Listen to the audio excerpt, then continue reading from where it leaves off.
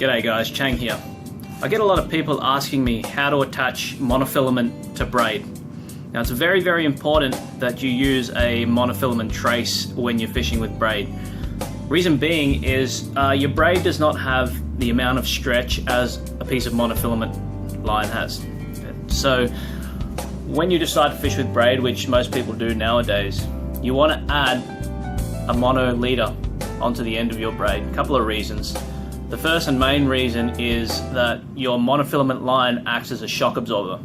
So if the fish hits really hard, like a big fast tuna or wahoo or dolphin or something like that, and it smashes your bait really quickly, you've got that little bit of stretch in that line coming from the monofilament leader to absorb that shock.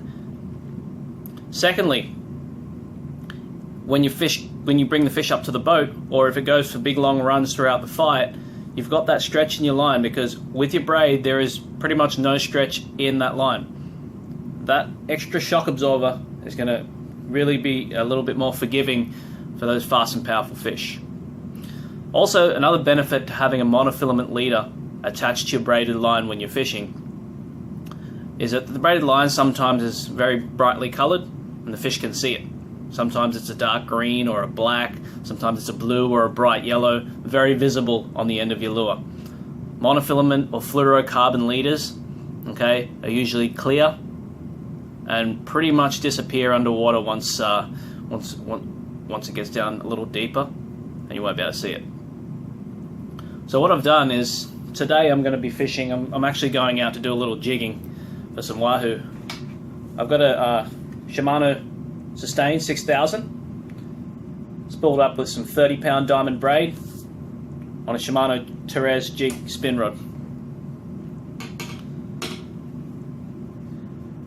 I've cut off about a 5-foot length of 60-pound leader. In this case, this is fluorocarbon leader. Okay, it's pretty much like monofilament, nice stretchy material, but a little bit stiffer. Got the end of my braided line ready to go. I'm going to attach this leader to this braided line. Now, as you can see, show you now, the braided line, if I pull, it doesn't have much stretch at all. Whereas the fluorocarbon or mono leader has a lot more stretch. So this is my shock absorber. So the first thing I'm going to do is get one end of my leader, tie an overhand knot, just like a normal overhand knot. Everybody knows how to tie that. Okay, except this one I'm going to pass the end through twice, so I get 2 twists. Just like that. And what you're going to do is slowly pull it. And what will happen is eventually it's going to form a figure of 8. See that, how it comes back over on itself? Where you see that figure of 8. Now, for the purpose of this exercise, I'm going to keep my figure of 8 looking like a dish. You see that? If I flip it upside down, it's going to look like an arch. To make it easier, so the line sits properly, I'm going to make it like a dish. What I'm going to do next is take the end of my braided line and pass it through the dish, through one hole with the figure of 8. I'm going to pass it through the other hole with the figure of 8.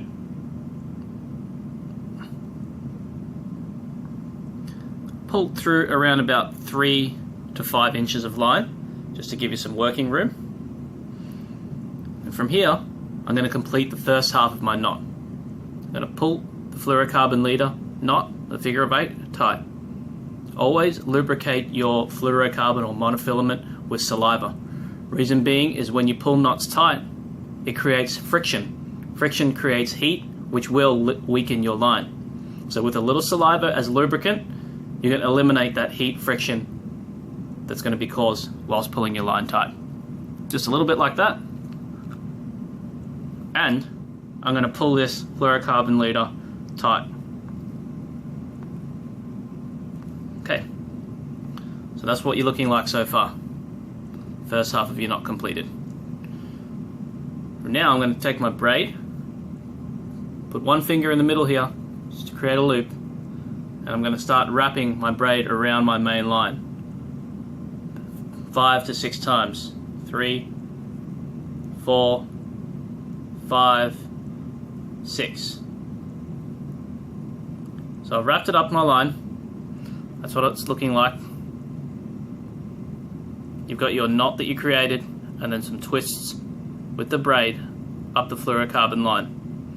Now what I'm going to do is wrap it back down on itself towards that loop another 5 to 6 times. 1, 2, 3, 4, 5, 6. Okay, so it's come back down on itself, and now we find ourselves at that loop we created. Take the end of your braid and put it through the loop. What you're going to do now is pull everything tight. And you'll see if you pull it tight, it's going to come back down on itself.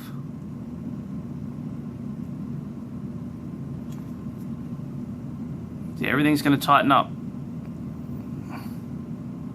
See that?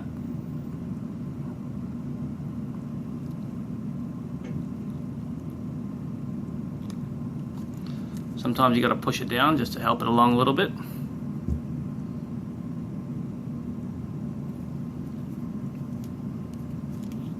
And pull it nice and tight.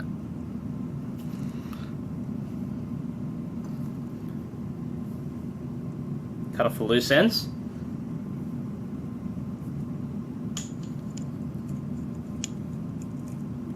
Cut them off pretty close.